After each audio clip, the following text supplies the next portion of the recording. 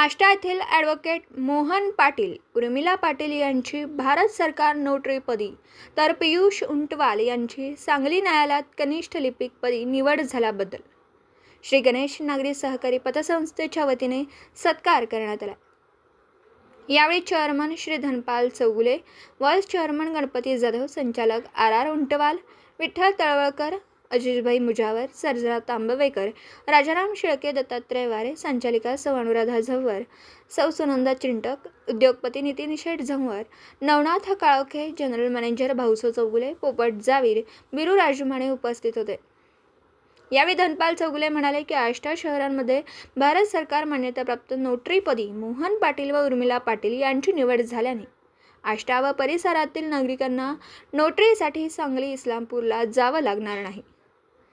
सहकार शैक्षणिक सह वैयक्तिक कामांसाठी व्यक्तिगत कामांसाठी नोटरी कमी लोकांचा वेळ वाचणार आहे। तसेच पियुष उंटवाल यांची सांगली न्यायालयात कनिष्ठ लिपिकपदी निवड झाल्याबद्दल सत्कार करण्यात आला।